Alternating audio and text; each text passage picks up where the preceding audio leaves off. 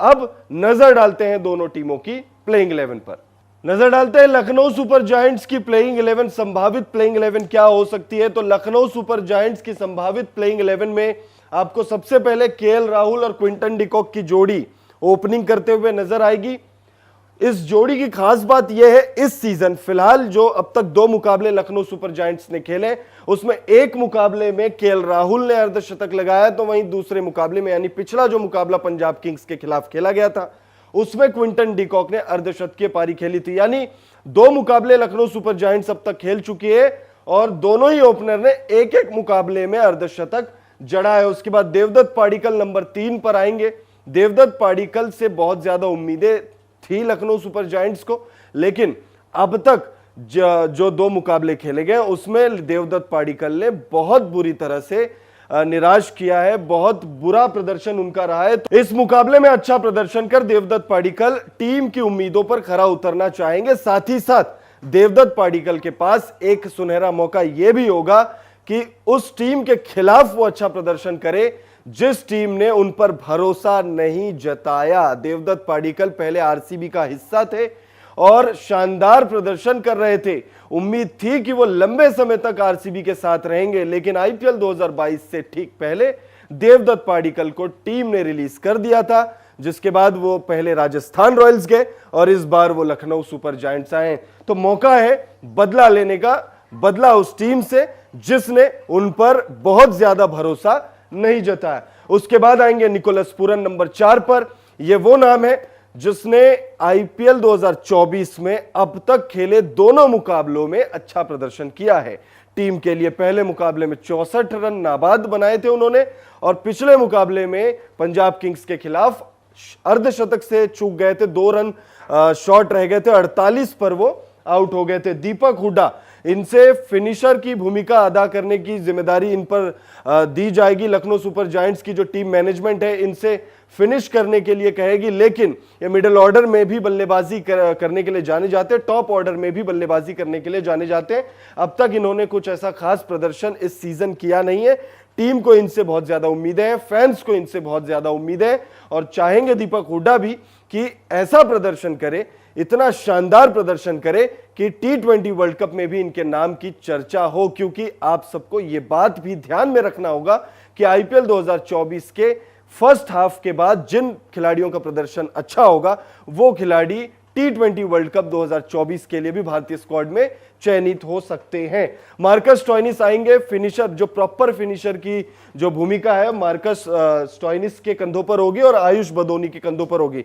और इन दोनों नामों में एक चीज जो कॉमन है वो ये कि अब तक इन दोनों ने कुछ ऐसा खास प्रदर्शन किया नहीं है। आरसीबी की प्लेइंग 11 पर नजर डालते हैं। आरसीबी की प्लेइंग 11 में आपको फाफ डुप्लेसिस और विराट कोहली की जोड़ी ओपनिंग करते हुए नजर आने वाली है। फाफ डुप्लेसिस और विराट कोहली की इस जोड़ी में खास बात यह है कि यह बहुत ही खतरनाक जोड़ियों में से एक मानी जाती है और विराट कोहली इस समय बहुत ही खतरनाक फॉर्म में भी है। विराट कोहली ऐसा लग रहा है मैन ऑन मिशन है। आईपीएल 2024 में ऐसा लग रहा है कि विराट कोहली ने मन बना लिया है कि ऑरेंज कैप लेकर रहूंगा और प्रूफ करूंगा। जो उनके आलोचक हैं जो इस आईपीएल से ठीक पहले कह रहे थे कि विराट कोहली का T20 करियर खत्म हो गया है, तो ऐसे लोगों को जवाब देने के लिए विराट कोहली ने अब वो जिद वाला जो रूप है वो इख्तियार कर लिया है, ऐसा लग रहा है। ऑरेंज कैप की रेस में इस समय 189 रनों के साथ टॉप पर है। 3 मुकाबले आरसीबी ने अब तक खेले। उसके बाद कैमरन ग्रीन आएंगे। कैमरन ग्रीन से बहुत ज्यादा उम्मीदें थी, मुंबई इंडियंस से इनको ट्रेड करके लिया गया था और अब तक वैसा कुछ खास प्रदर्शन इनकी तरफ से रहा नहीं है। इस प्लेइंग 11 में आपको बल्ले से आरसीबी के चुनिंदा ही कुछ 1-2 खिलाड़ियों ने ही अभी तक जो है प्रदर्शन दिया है, चाहे वो विराट कोहली हो, दिनेश कार्तिक हो या फिर अनुज रावत हो। अनुज रावत ने भी सिर्फ एक मुकाबले में अच्छी बल्लेबाजी की थी, जो ओपनिंग गेम था सीएसके के खिलाफ, अर्धशतक से चूक गए थे लेकिन अच्छी बल्लेबाजी उन्होंने की थी। उसके अलावा किसी भी बल्लेबाज ने बल्ले से अच्छा प्रदर्शन किया नहीं है। तो इस मुकाबले में अपने होम ग्राउंड पर अगर उन्हें बल्लेबाजी का मौका मिलता है तो वो चाहेंगे कि बल्ले से अच्छा प्रदर्शन करे और चाहेंगे कि विराट कोहली, फाफ डुप्लेसिस, दिनेश कार्तिक जिस तरीके से प्रदर्शन कर रहे हैं उस तरीके से प्रदर्शन कर टीम की जीत में योगदान दे। दिनेश कार्तिक की अगर हम बात करें तो प्लेइंग 11 में ये वो नाम है जो फिनिशर की भूमिका में होंगे और दिनेश कार्तिक ने अब तक जो 3 मुकाबले खेले हैं, बहुत कम गेंदों के लिए आते हैं, लेकिन जितनी भी गेंदें वो खेलते हैं शुरुआत में 1-2 गेंद जो है वो समय लेते हैं, लेकिन उसके बाद जब वो बीस्ट मोड इख्तियार करते हैं तो फिर वो रुकने का नाम नहीं लेते। पिछले मुकाबले में हमने देखा 8 गेंदों में 20 रनों की उन्होंने पारी खेली थी, आखिरी गेंद पर वो रनआउट हो गए थे।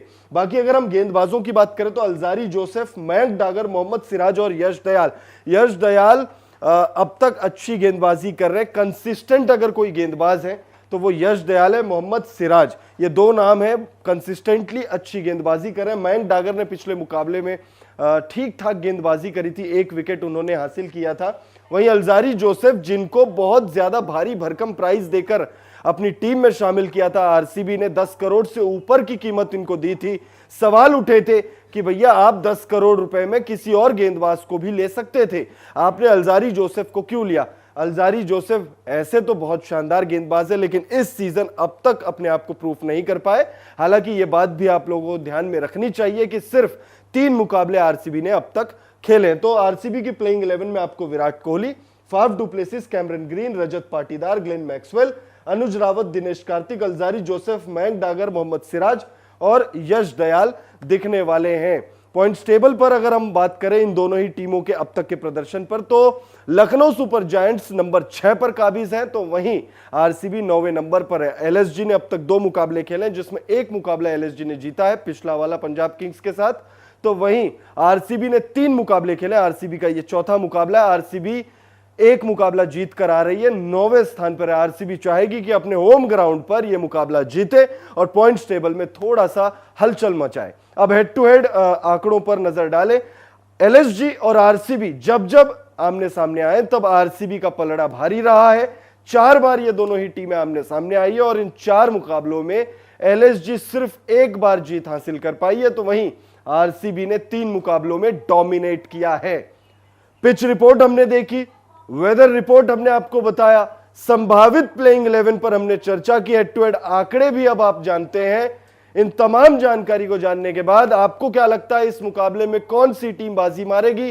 क्या अपने होम ग्राउंड में आरसीबी जीत दर्ज करने में कामयाब होगी या फिर लखनऊ सुपर जायंट्स मैच के बाद जीत वाली बिरयानी खाएगी? कमेंट करके अपनी राय हमें जरूर दीजिएगा।